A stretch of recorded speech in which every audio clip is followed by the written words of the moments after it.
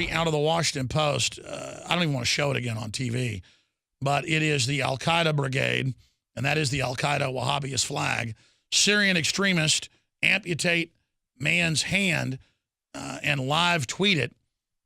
And you can see, at least on my screen, for some reason it doesn't show up on your screen, you can see in the Islamic writing and the flag, that is a Wahhabist out of Saudi Arabian group. And they're saying they're even more hardcore than Al-Qaeda. So that's their new distraction, to say, well, it's not really Al-Qaeda, it's worse than that. The extremist Syrian group, deemed too radical even for Al-Qaeda, performed what may have been a Twitter first Friday, live tweeting the amputation of a hand. The amputation took place in a remote rural town of Maskana, am I saying that right? In the northern province of Aleppo, according to a series of tweets posted by the account by a supporter of the extremist Islamic State of Iraq and Syria. That's the Wahhabist group taking over. The first showed a photograph of a blindfolded man having his arm positioned on a table by fighters as a masked man wielding a sword waits nearby. Another man wearing a white robe of the kind favored by Arab Gulf countries. Well, I mean, come on, Washington Post. Those are Wahhabist flags behind him.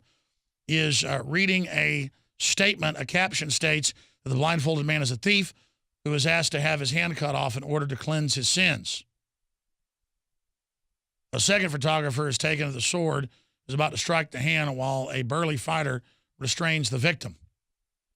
A third picture posted an hour later shows the man with his hand chopped off, and there's video of it. And this gets everybody upset. What about throwing Christian, Orthodox, and Catholics, priests, off of 5-story buildings? What about blowing up churches, hundreds of them? They blew up hundreds on Christmas week last year. What about just total siege with the West funding it and giving Al-Qaeda so much money they've now poured back into Iraq and taken over Fallujah? This is a total destabilization campaign, and it is outrageous.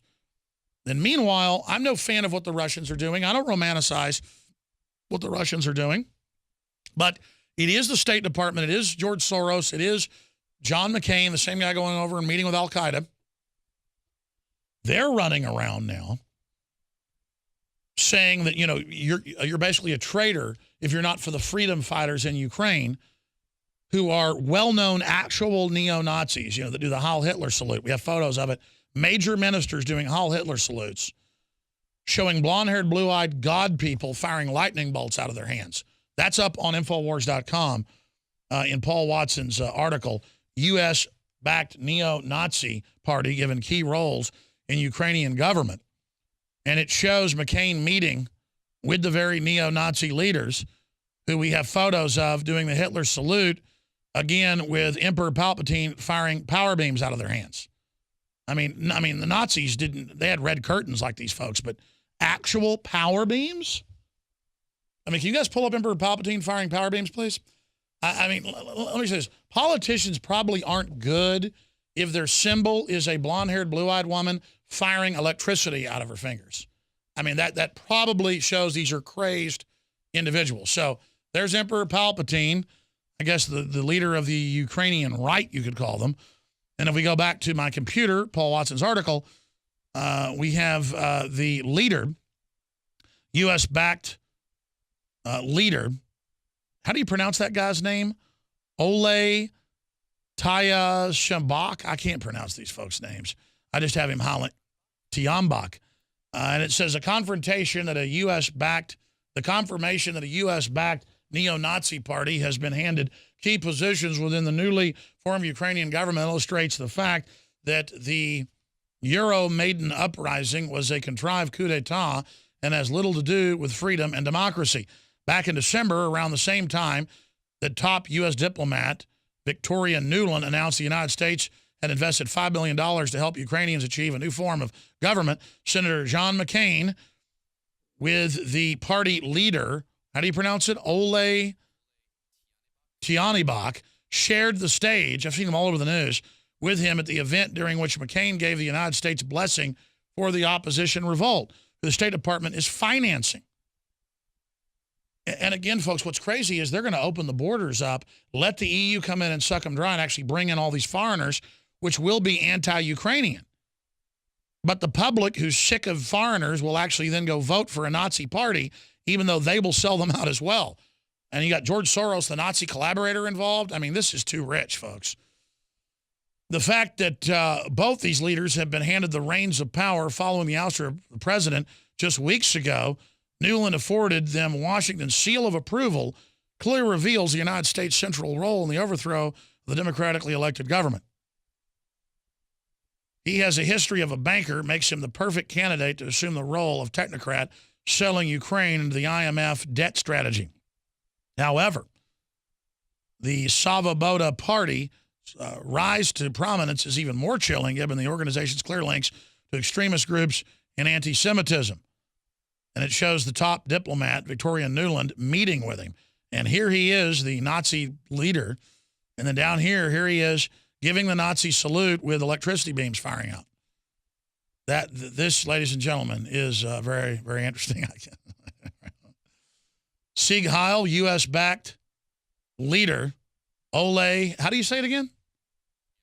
Janibach? I hope Tianibach. Ole Tianibach. Man, I got to see more of this party's artwork. I mean, I got to tell you, I got to hand it to them. I've never seen anybody come up with that where they're firing electricity beams. But I guess Palpatine's are blue, white. Theirs are gold power beam. So what does that mean? Maybe he got in a time machine, went to the future. No, it was a long time ago in a galaxy far, far away. So maybe he's the trillionth grandson of Emperor Palpatine, and this is actually a Sith uprising. But I'm telling you, this goes with the globalists, how they fund Mecha and La Raza, the Hispanic supremacist groups. They'll fund the white supremacist groups. They'll fund Al-Qaeda. They'll fund any radical group they can to take over. And again, I'm not saying Russia's good either. It's just a complete disaster zone with George Soros running around captaining it. And then I've got right-wing neocon groups attacking me now because I'm not supporting George Soros. I mean, whatever. We come back, folks. What does John Wayne have to do with freedom? I'll tell you.